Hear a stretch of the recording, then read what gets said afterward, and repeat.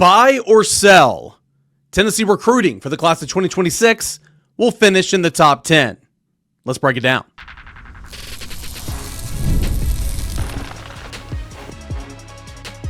You are Locked On Vols, your daily podcast on the Tennessee Volunteers. Part of the Locked On Podcast Network, your team every day. Hey, good Friday morning, everybody. Welcome into Locked On Vols. I'm your host, Eric Cain. Appreciate you guys for being here, making Locked On Vols your first listen each and every single day. I host this Locked On Vols podcast. I'm part of the VolQuest.com team, the On3 affiliate here covering Tennessee. And today's episode is brought to you in part by our friends over at Amazon Fire Stick TV 4K, where you can turn your TV into an Xbox, no console needed. Head on over to Amazon.com/Fire TV Locked On to learn more today. Got a fun show coming up here today. We're going to do buy or sell, okay? I know it's one of those old radio topics, one of those, summer topics and everything, just to speed up some time a little bit. But nonetheless, there's some topics here that I think would be interesting to debate if we're going to buy stock in said topic or if we're going to sell stock in said topic. And getting things started, we're going to talk about Tennessee recruiting here in a moment. Also, baseball going up against Vanderbilt this weekend. I'm going to call it a must-win series. And sure, it doesn't mean the season's over if you lose, but still, you need to win this series in the worst way. And I'll break that down in segment number 3. So appreciate you guys for always being here, making Locked On Vols your first listen, your first watch each and every single day. Every dayers couldn't do the show without you. We are part of the Locked On Podcast Network, where it is your team every single day, free and available wherever you get your shows. Okay, so the first topic here for buy or sell, it's going to be that Tennessee finishes in the top 10 for the class of 2026 recruiting team rankings over there at On3. I'm going to buy this. Now, Matt Ray, my colleague over at VolQuest.com, did a 3-2-1 recruiting piece a couple of days ago, and his prediction was that Tennessee would finish with a top 10 class. Here's what he had to say, quote, Tennessee currently sits at number 12 in the On3 team rankings with 7 total commitments. Tennessee finished number 11 in 2025, number 13 in 2024, finished number 12 in 2023.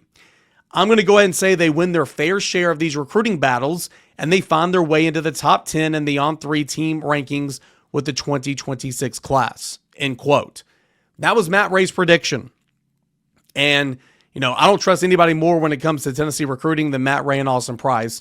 They do such a fantastic job, and I'm lucky to call those guys my colleagues and coworkers over at VolQuest.com. But they've been right on the brink a little bit, and sometimes they finish in the top 10, but because of decommitments here or, something happening late elsewhere, kind of pushed Tennessee out again, finished 12th in 2023, finished 11th in 2025. I mean, they've been right on that brink a little bit, but some of these big boy battles that Tennessee's in right now, Joey Wyatt, number one, prospect from the state of Tennessee, athlete, can play a number of different positions. Tennessee's in that one, LSU's in that one, Vanderbilt's in that one.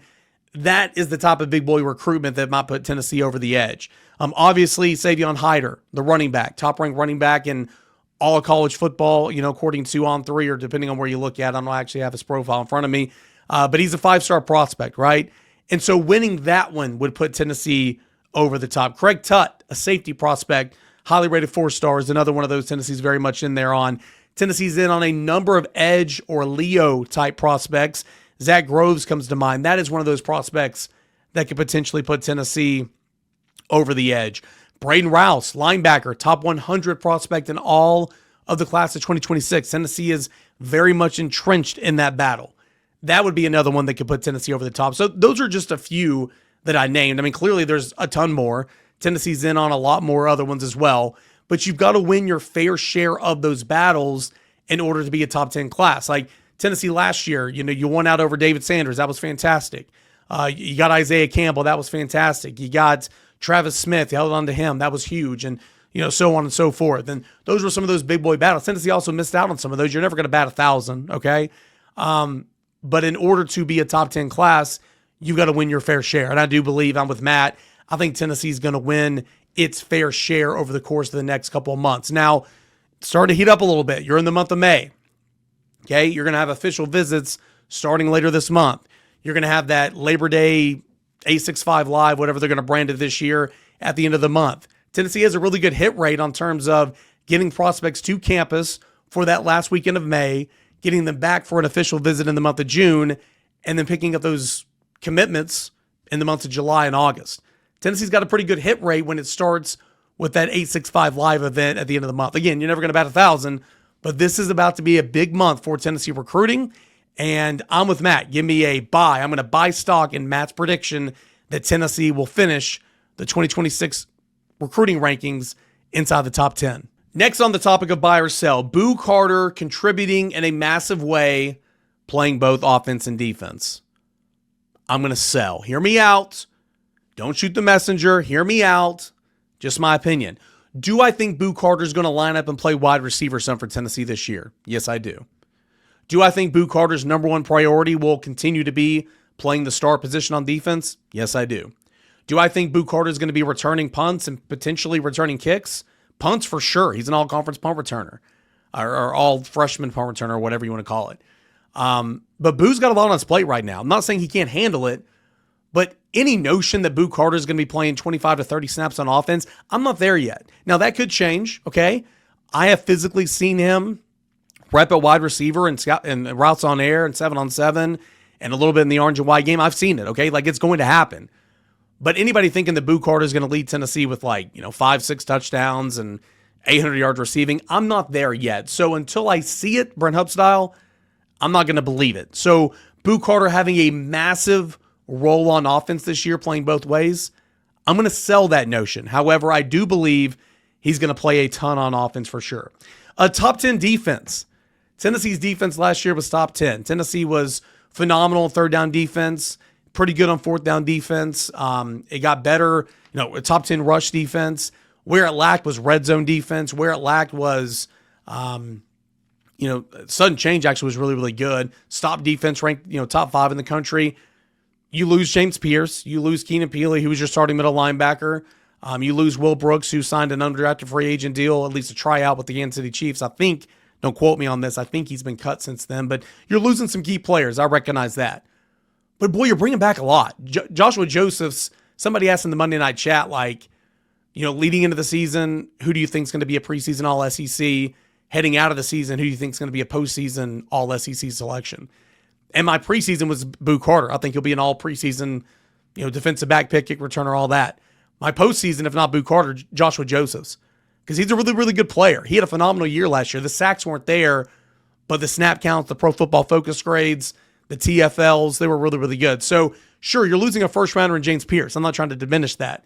But Joshua Josephs is a good player. Caleb Herring's a good player. Jordan Ross is going to have a accelerated role this year as a pass rusher for this team. I like what they have on the interior, although numbers are thin a little bit. But I love Bryson Easton, love Jackson Moy, like David Hobbs, like the trio in the middle right there to lead that bunch.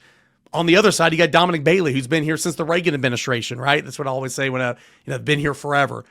Tyree Weathersby, Tyree West, Carson Gentle. There's a lot of players over there that I like. So defensive line, I'm in good shape with. Linebacker kind of took a step back last year a little bit, but now you got Arian Carter, who's a true junior. Jeremiah T. Leonard, Edward Spillman, who I think could be the best one of the bunch, is going to play a ton this year.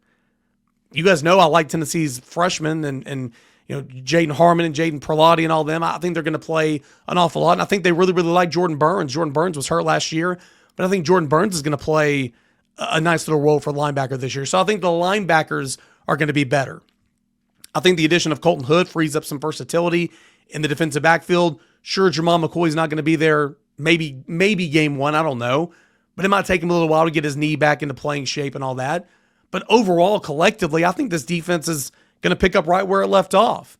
And that gives you some motivation. That gives you some leeway in your mind to think, okay, well, if you have a good defense, you have a good run game, which we'll get to here in a moment, just don't turn the football over. Let's go back to the playoffs. That's what Tennessee did last year.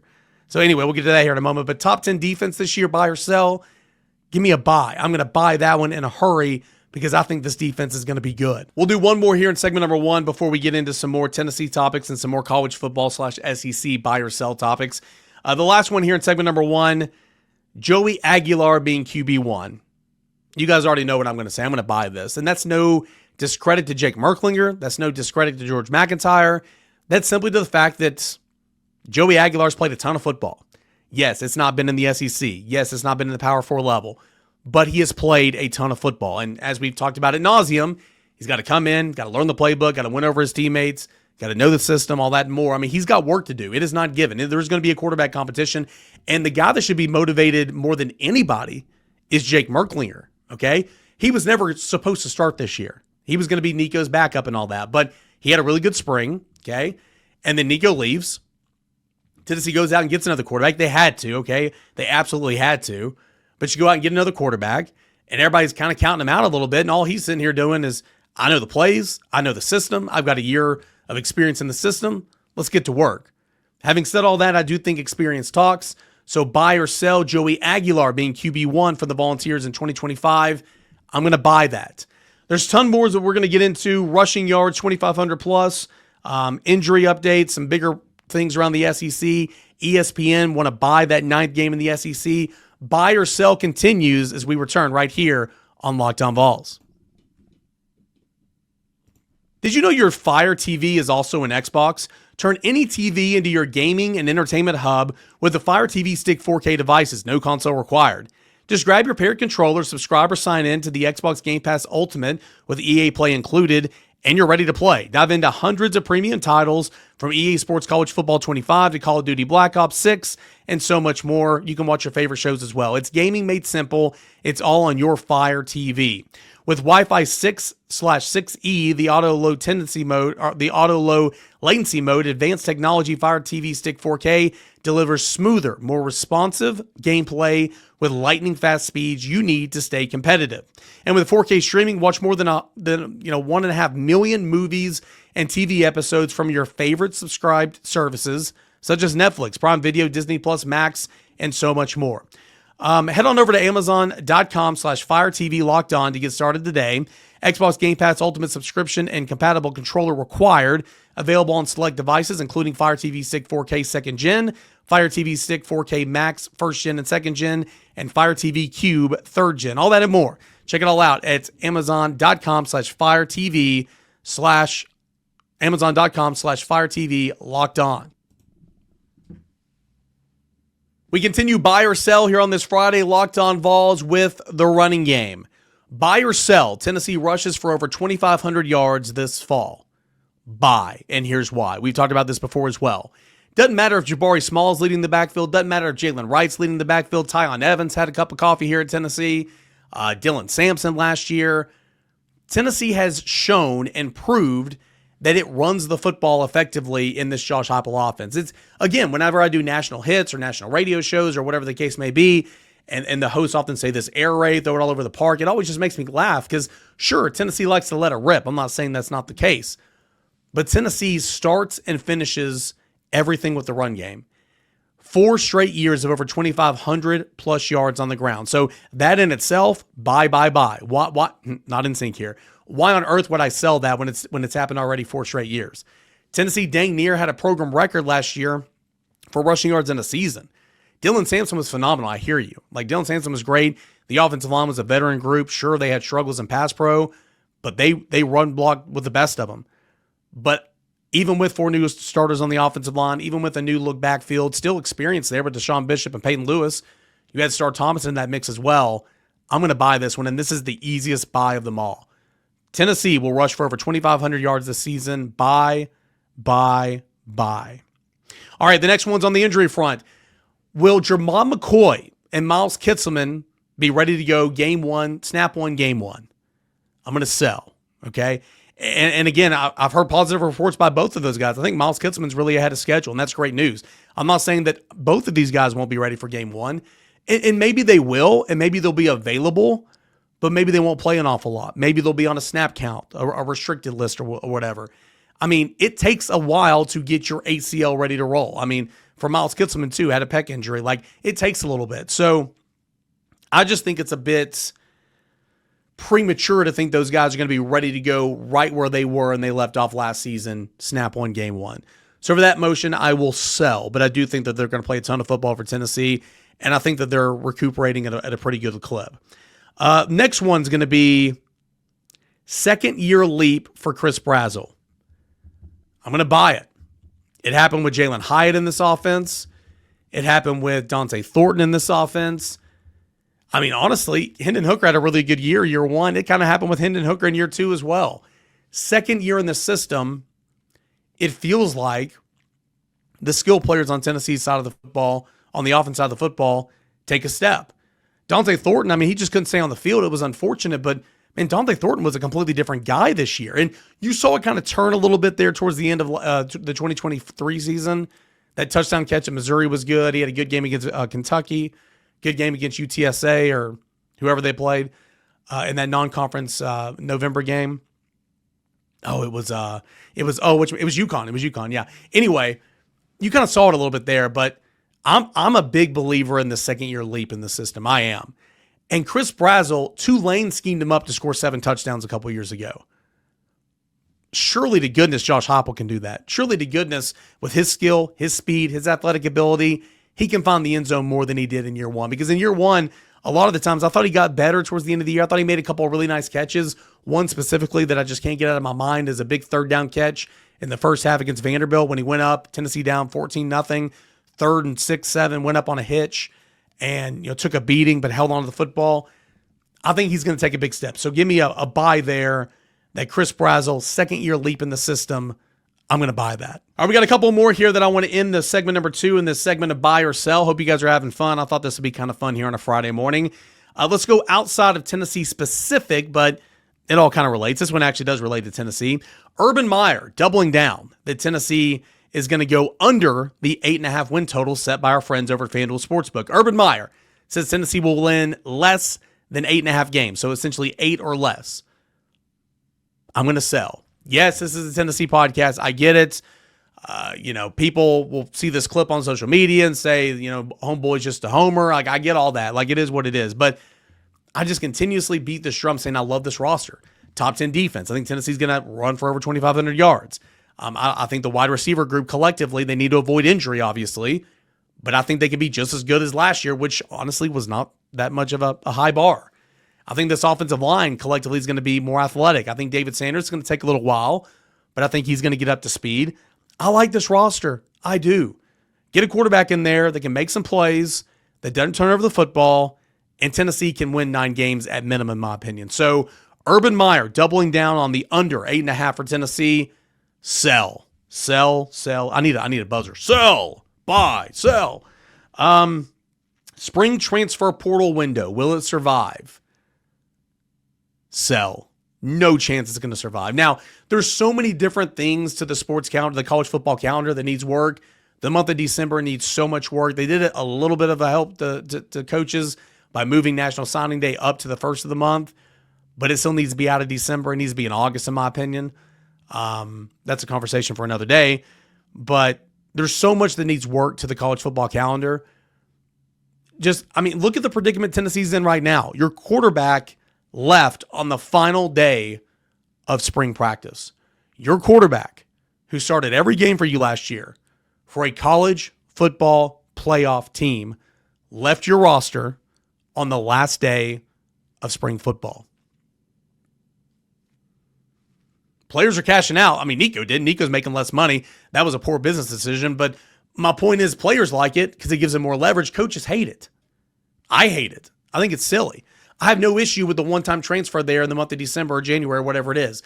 The fact that there's another window, get out of town. Get out of here. Will it survive? Sell. I do not think it's going to survive even another year. Hopefully that gets taken away, but we will see. All right. Last one. There's a report out there this week from The Athletic that ESPN is willing to pay upwards of $50 to $80 million more to the SEC to get a 9th SEC game. This one's interesting, though, because we saw year one in the college football playoffs, and it's only going to expand from here, right? There's 12 teams right now. Either next year or the year after that, it's going to be to 14 teams or 16 teams. It's going to expand. It's not going to decrease. It's going to expand. So, does playing another conference game benefit your conference? You guys know my stance on this. If you're the SEC, people, hate me for this topic or hate me for this take. It is what it is. But if you're going to beat your chest and say we're the best of the best, we're the SEC, act like it. Play a 9th game. Big Ten does it. Other conferences do it. Play a 9th game. But if the money's not there, it makes no sense. But now, according to this report, it is a report. It's nothing's final, but a report from The Athletic saying that ESPN is willing to pay anywhere from $50 to $80 million more to get that ninth SEC game on the schedule. Greg Sankey is going to take that money. Greg Sankey is going to take that money, even if it might not be into the best interest of his conference. Money talks, in my opinion, at the end of the day. What the college football playoffs showed us last year was the ninth game was not needed. But potentially when you expand, maybe it kind of equals itself out a little bit.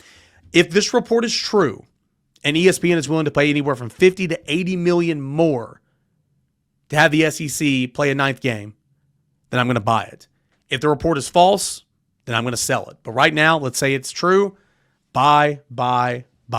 Again, this is not an NSYNC podcast. We're all about Backstreet Boys here, but nonetheless, buy or sell. Hope you guys enjoyed that. I know I did. It was a fun little Friday topic to get your weekend started. Hey, when we come back, it is a must-win series for Tennessee baseball, and I'm going to tell you why right here on a Friday Locked On Vols. Ever check your bank account and wonder, where did all my money go? Between dining out, online shopping, entertainment, it's easy to lose track. That's where Monarch Money comes in, your personal CFO, giving you full visibility and control over your finances. Monarch Money isn't just a budgeting app, it's a complete financial command center. You can track all of your accounts, your investing, spending in one place, so you stop just managing your money, you start building wealth. When I started using Monarch, I realized just how much money I was spending online shopping, online food delivery, stuff like that. Now my budget's smarter and I save more money. All in one convenience. Instead of juggling all these multiple apps, I use Monarch to check my finances, track my spending, and even start planning long-term goals. I took control of my finances, and you can as well with Monarch Money. Use promo code LOCKEDONCollege at monarchmoney.com for 50% off your first year. That's promo code monarchmoney.com. Let me start this over. It is monarchmoney.com, promo code LOCKEDONCollege. Monarchmoney.com, promo code LOCKEDONCollege for half off your first year. Check it all out today at monarchmoney.com. All right, guys, got a final segment left here this Friday. Locked On Vols. Tennessee baseball has lost 4 of its last 5 series. Tennessee baseball has dropped 3 straight. Tennessee baseball has lost 3 consecutive home series. It's not been good here. And again, like if you're the casual fan of Tennessee baseball, you don't pay attention game in and game out. I mean, you might look at the overall record, 38-11. That's good. You might look at the SEC record, 14-10. If you know what the SEC is all about, you know that if you're above 500, that's good. 14-10, that's good. You look at the ranking by their name, it's a little bit lower than normal, number 15 in the country per D1 Baseball, the poll that I follow, and we use at VolQuest.com. ESPN as well, when you're watching the game, they'll be a number 15 beside Tennessee this weekend. It's a little bit lower than expected, but again, none of that's horrible, right? I mean, Tennessee's already in the postseason. Tennessee, with 14 wins in the Southeastern Conference, I don't want to say official, but I mean, it's all but officially locked up a regional spot. Okay, you win 14 games in this league, you're good. Now, the question is, will Tennessee be hosting? You look at the latest field of 64 projections. Baseball America has Tennessee at number 10. D1 Baseball has Tennessee at number 9. On3 has Tennessee at number 14. Remember, the top 16 seeds host a regional. The top 8 seeds would host a super regional if they advance. So right now, the season ended today. Per the projections, Tennessee would be hosting a regional in Knoxville, but if Tennessee were to win that Knoxville regional, it would be on the road somewhere else. In 2 of those projections, the Knoxville regional was matched up with the Nashville regional with Vanderbilt. So whoever won in that regional, Vanderbilt being the 1 seed and so on and so forth, Tennessee would play that. So anyway, I mean, there's still a chance potentially, like if Vanderbilt did not win, say, let's use those 2 as example. If Vanderbilt did not win its regional and say the 3 seed won, that Tennessee could host because, well, Tennessee, hosted a regional and all that. But nonetheless, that's a conversation for another day. But the fact of the matter is, Tennessee's in line. There's a lot on the line here in terms of postseason play. However, Tennessee just needs to focus on itself. Tennessee's a good baseball team. It's not like Tennessee forgot how to win. There are shortcomings, and people trying to compare this team earlier in the year to the national championship team. I mean, goodness gracious, guys. I mean, that team made history for a reason. And I know there was no disrespect about it. It was more or less looking at how good and how potentially elite this team could be. And I get it, fan short for fanatic. Tennessee started, 22-0 or whatever. Number 1 team in the country. I mean, it was easy to kind of drink that Kool-Aid. And Tennessee is still a good baseball team. But it's not, offensively, it's not scored a lot of runs here lately. The bullpen has had major issues here lately. Stalwarts in that bullpen like Nate Snead and Braden Krenzel, who's had a really good, freshman season. Tanner Franklin. Those guys have ERAs over 5 in SEC play. And that's not good enough because those are some guys that you absolutely count on along with Dylan Loy in that Tennessee bullpen. That's not good enough. The offense here, again, I think the stat, I looked at it the other day, Tennessee has scored more than 3 runs in just 3 of its past 9 SEC games. That's not good enough. The weather was an absolute crapshoot the other day, like last weekend with Auburn. You started the series on Friday night, you finished game 1 on Saturday, you started game 2 on Saturday, you finished game 2 on Sunday, you played a 7-inning game 3 on Sunday afternoon. It was a total wash, pun intended. But still, even in that regard, even though Liam Doyle was pretty much, for the most part, burned for the weekend, I know he came in and pitched some critical innings there in the extra frames on Sunday, you lost a Liam Doyle start. But even so, Tennessee was 5 of 25 with runners in scoring position on the weekend. That's 200 average. It's not good enough. Tennessee's offense just did not come through against the Auburn Tigers. So, the Vols just need to find some consistency. Find some consistency in the lineup. And Tony Vitello pretty much said last week, all right, we're going with Gavin Keelan at short. Dean Curley's at second. Dalton Bargo's in the lineup somewhere, whether it be third or left field. Manny Marin's probably your third baseman when Dalton Bargo's in the lineup, and that allows Levi Clark to be your designated hitter, another right-handed bat in that order. And that's kind of where they're going right there. Chris Newstrom, Jay Abernathy, first guys up off the bench. Cannon Peebles is obviously your catcher. Tennessee's going in that direction. But what I love that I saw Tuesday night against Indiana State in the midweek, Tony Vitello moved Dean Curley down from, he had already moved him out of the leadoff spot to number 2 in the order. He moved him down from number 2 to number 5. And I like that. Takes a little pressure off Dean. Dean is going to be a first, second round draft pick in the summer, okay? So much talent. We saw what he did as a true freshman playing shortstop for the national championship Tennessee Volunteers. But, for him, there wasn't a lot of pressure last year because in that lineup, you had Semo, you had Tears, you had Blake Burke, you had Billy Amick, you had Dylan Dreiling. You had so many others you can count on in that lineup. And now this year, sure, you've got Inslee, you got Fisher, you got Keelan, but, Dean Curley was kind of appointed to be the dude in this lineup. And he struggled at points in times defensively and at the dish, but he's a really, really good player, much better baseball player than he showed here lately. But I think he's looked a lot better at second base defensively. I know he had an error that led to a run last weekend in game 2, I believe, but I like the fact that they moved him down in the order, and I like the fact that he's playing second base right now. I think he's more comfortable in that regard. But this is a massive weekend. Why is this a must-win weekend for Tennessee? Because you go on the road to Fayetteville, Arkansas next weekend to end the regular season. Sure, you can win that series. Tennessee's good enough to beat anybody in the country, but Tennessee's not played well at Fayetteville lately. Arkansas is a really good team. Arkansas just came off a series win over Texas. Didn't they sweep the Longhorns? I can't really remember. Arkansas is playing really good baseball right now.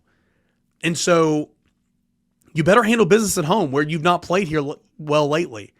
You better handle business at home against Vanderbilt, a team that you are 8-2 against in the last 10 matchups, a team that you've not lost to at home since the 2021 season, okay? You better get some home cooking. You better win this series because next weekend's going to be a challenge at Fayetteville. It's going to be a challenge with Arkansas. Again, I'm not saying Tennessee can't win that series, but it would behoove the Volunteers to handle business at home here this weekend. And then again, you go to Hoover and you see what happens there. Right now, Tennessee and Vanderbilt both tied for 5th in the SEC standings, both trying to get into that double bye picture there, the top 4. We'll see if that happens depending on what happens over the weekend and what happens in this series. But this is a big-time series for Tennessee. One, because it's the last one at home in the regular season. Hard to believe, right? Number 2, you're on a slide right now. Lost 4 of the 5 series, lost 3 straight at home. You need to be playing some good baseball here. And certainly you want to end at home on a high note in the regular season. Number 3, looking at what's to come, Arkansas. And more than anything, you need to carry some momentum in the postseason because Tennessee certainly does not have much momentum right now. A quick look at Vanderbilt as we end the show. Top 5 pitching staff in the SEC, ranked number 5 in ERA at 381. They lead the league in opponent batting average, strikeouts, hits allowed. They're second in saves and second in runs allowed. So really, really good staff. Offensively, however, not so good. They rank in the bottom third in pretty much every statistical category. They rank 13th in average, 13th in runs scored, 15th in doubles, 13th in hits, 14th in on-base percentage, 13th in runs batted in, 14th in home runs. Tennessee has over 100, I think 107 home runs on the season. Don't quote me there. Vanderbilt has 47 on the year. Not a lot. Here's where Tennessee needs to be mindful, obviously, because they've struggled in this regard, managing the run game. Vanderbilt has the 5th most sack bunts in the league, small ball. They have the 3rd most stolen bases, 82 in the conference. Vanderbilt has attempted the 3rd most stolen bases altogether in the league at 98. So they have converted on 82 of 93 stolen base opportunities. So runners on, managing the run game. I thought Marcus Phillips did a really, really good job in that regard last week, throwing over to first base a ton, just trying to manage all that. Vanderbilt will try to nitpick you to death in that regard. So massive weekend coming up for the Volunteers, a series win. I'm calling it a must-series win. If Tennessee drops this series, the season is not over. But again, you're talking about losing 5 of 6, 4 straight at home, and then ending the regular season on the road at Arkansas. Let's go ahead and handle business here. Get you a series win in front of the home crowd. Get some momentum. Feel good about yourself. And then go to Fayetteville to end the regular season, then on into Hoover, and then see where the chips fall in terms of hosting a regional and potentially hosting a super regional. All right. That is going to do it here for this edition of Locked On Vols. Appreciate you guys for being here, making Locked On Vols a part of your morning routine. We are free and available wherever you get your podcasts. Every day. Couldn't do this show without you. And of course, we're right here on the Locked On Podcast Network, where it is your team every single day. Coming up on Monday's show, we're going to look back at what Tennessee baseball did over the weekend. Does Tennessee football add anybody else through the transfer portal? What's the latest in the landscape of college athletics? Something new happens every single day. We'll cover it all right here on Locked On Vols. Stay safe. Enjoy your weekend, everybody. This is Locked On Vols.